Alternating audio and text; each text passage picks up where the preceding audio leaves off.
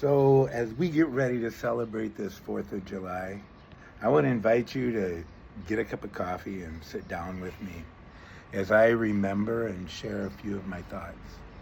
I remember 1976, not 1776, no. I remember 1976. I was 14 years old. The things I remember most is that 7 Up started a promotion with all 50 states. And if you collected all 50 states, you could set them up. And on one side, you'd see all the states. And on the other side, there was an image of Uncle Sam. I got those, all but 2. I was pretty excited about that. I remember on that day that every church in the United States was going to ring their church bells at noon. So it started on the East Coast, and people would ring their bells, I believe, 200 times at noon on that day. And so I rode my bike into town because I was going to be the designated bell ringer for our church. And I rang the bells in our little church. We had a flagpole put up that year, and every day I had my own private flag ceremony. I was 14. I was very patriotic, and I was naive. But I still love America.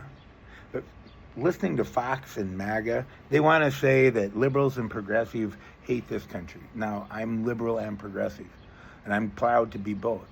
But patriotism isn't what Fox tries to make you think it is, loyalty to a person or to their programs. What I am loyal to are the values of America that my grandma, who was extremely patriotic, taught me, and my parents taught me. Those values about the USA were and are true, that all people are created equal, that we are given the right to life, liberty, and pursuit of happiness by our Creator. This, among other things about this country, are true. But what's also true is that these values were not always equally applied to everyone. At the time that was written, it didn't apply to women. It didn't apply to the African slaves and the Native Americans that were here on the same land. For part of that time, it didn't even apply to white men that didn't own land. But we've learned to expand that value to include everyone. And during the time of the Civil Rights Movement, MLK talked about those values as being on a check that was returned with insufficient funds. That check was returned and people are still waiting to cash it. That is the value I believe in. And so what makes me proud to be an American? When we worked and fought together for those rights, ending slavery, for women's rights, for the history of welcoming the immigrant, the Statue of Liberty that stands in New York Harbor saying, "Give me your poor, your weary." This is a place of welcome. The Civil Rights Act, the Voting Rights Act.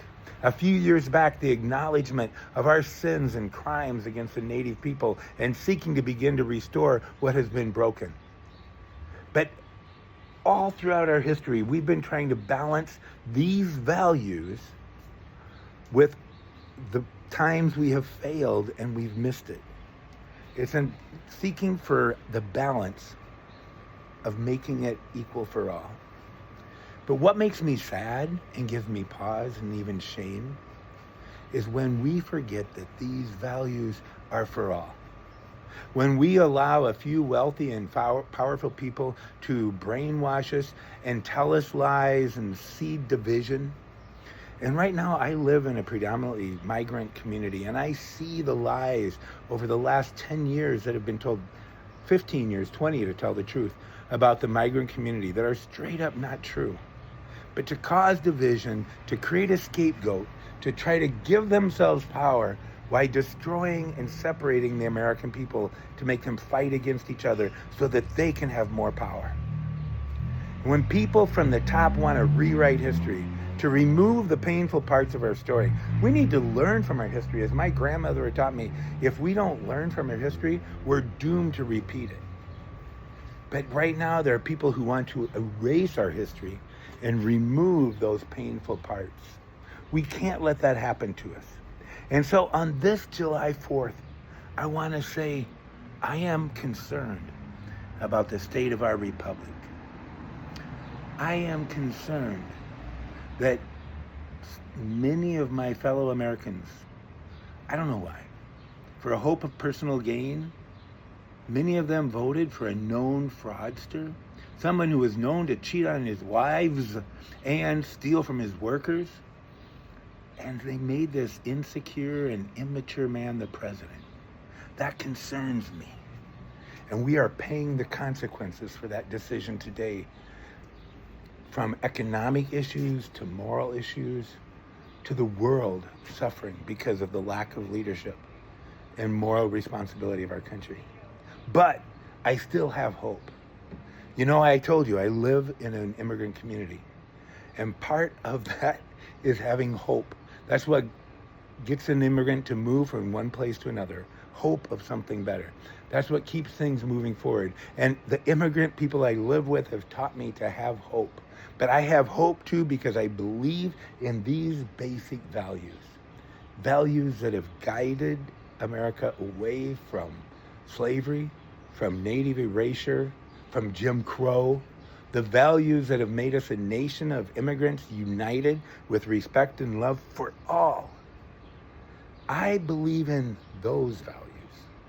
And those values will endure. Bad presidents can be changed. We can get a new president.